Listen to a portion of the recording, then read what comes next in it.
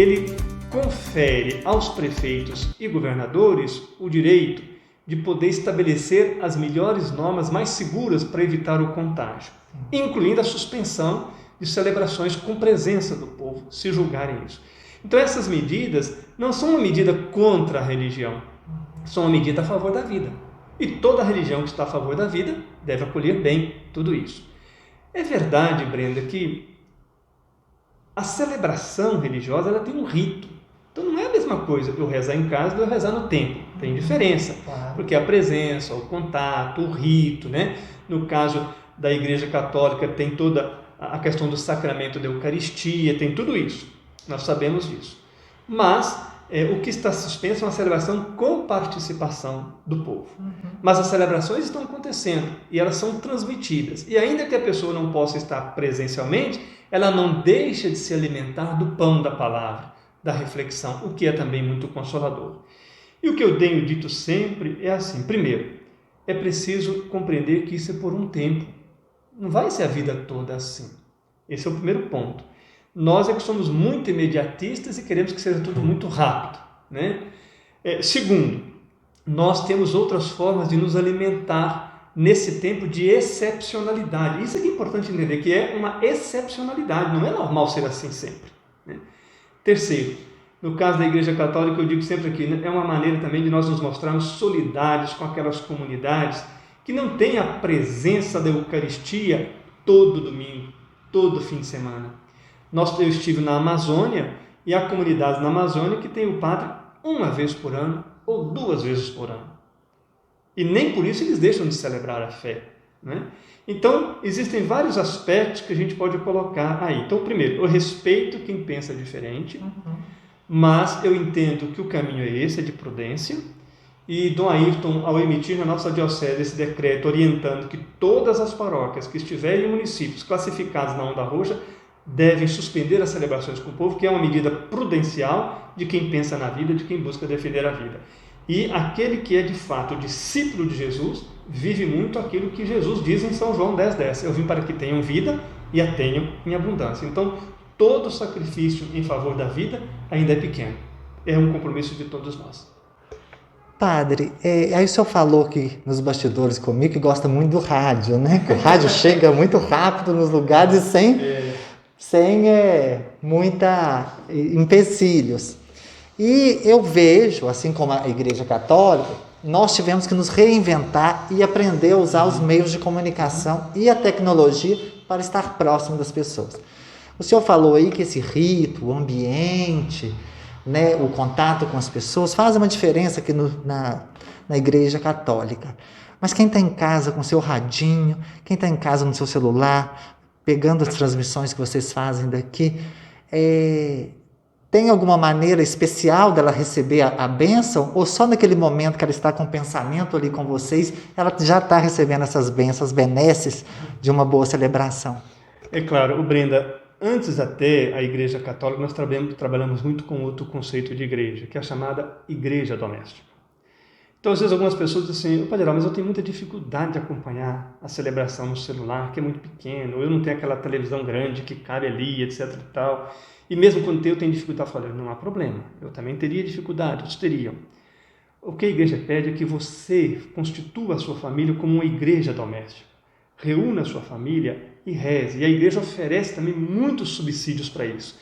Então, naquele domingo, eu pego o texto bíblico, eu vou ler, reúno a minha família, minha esposa, meus filhos, ou quem mora comigo, e vamos fazer junto. Então, essa é a igreja doméstica. Quando eu celebro assim, a bênção de Deus está ali comigo, presente, não tenha dúvida disso. Então, não existe, Brenda, uma única maneira de nós celebrarmos nesse distanciamento social que estamos obrigados. O acompanhamento pelas redes sociais, YouTube, Facebook, Instagram, rádio, favorece muito, mas não é a única forma. Então nós temos incentivado, por exemplo, depois não é só a missa. Pense, por exemplo, Brenda, nas crianças da catequese, nos jovens para a crisma, na preparação para os noivos, para o batismo, não é? Porque tudo isso, com dificuldades, é verdade, tem se feito de alguma forma. Cada paróquia se reinventou de alguma maneira. Tem uns que gravam, as crianças assistem. Então é para dizer assim, que esta bênção de Deus, primeiro, o que é a bênção de Deus? Dom Luciano gostava de dizer assim, que cada um é bênção de Deus para o outro. Na medida em que você faz bem a alguém, você foi bênção de Deus na vida daquela pessoa, porque a bênção nada mais é do que o bem.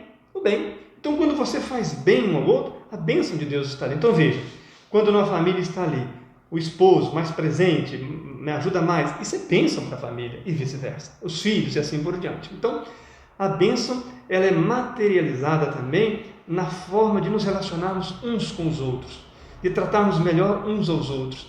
E nesse sentido, não há nada que impeça a bênção de Deus e nem precisaria necessariamente de um meio, né? Agora, é claro que as celebrações virtuais, elas ajudam, porque a pessoa reflete, ela pensa. Nós temos aqui, por exemplo, todos os dias eu tenho no canal aqui da paróquia, às 6h30 da manhã, uma oração ao vivo. E são muitas pessoas que acompanham. E depois muitas, passado que às vezes para muitos 6h30 é muito cedo, né? Sim. Fica gravado, acompanham depois, compartilham, né? A gente tem um texto que a gente publica no blog também todos os dias, meditando o Evangelho. São meios que nós fomos descobrindo para quê? Para ajudar a pessoa a viver a sua fé. Para que ela também não entenda que ela só pode viver a fé na dependência do ministro. Você entendeu como é que é? Então, quer dizer, você tem, pelo batismo, né, você tem o sacerdócio dentro de você, você pode celebrar. Então, a igreja vai oferecendo a você subsídios e possibilidades de você celebrar a fé. Basta você descobrir. Então, talvez a pandemia tenha nos feito descobrir isso também, que nós podemos viver a nossa fé de muitas maneiras. E que o tempo, embora seja imprescindível, seja necessário, e a gente não possa abrir mão dele, não é a única forma, não é o único lugar de eu viver e testemunhar a minha fé. Perfeito. E aí o senhor falou das formações das famílias, e nós estamos tendo aí muito, não é recentemente, mas a pandemia aflorou, a ligação com as pessoas com os animais. As pessoas estão tendo esse carinho, esse cuidado a mais com os animais, e muitas das pessoas só têm eles como companhia.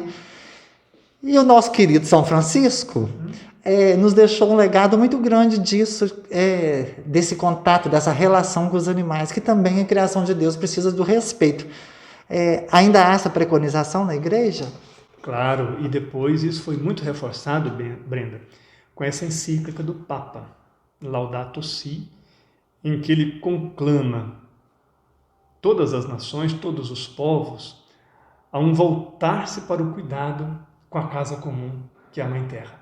Né? Que hoje, desculpa te interromper, é o Dia Mundial da Terra. Nós estamos fazendo hoje essa entrevista com o padre aqui na paróquia. Exatamente. E o Papa, ele cria esse conceito que assim, teve uma enorme repercussão, que é o conceito da ecologia integral. Que não existe uma vida separada da outra.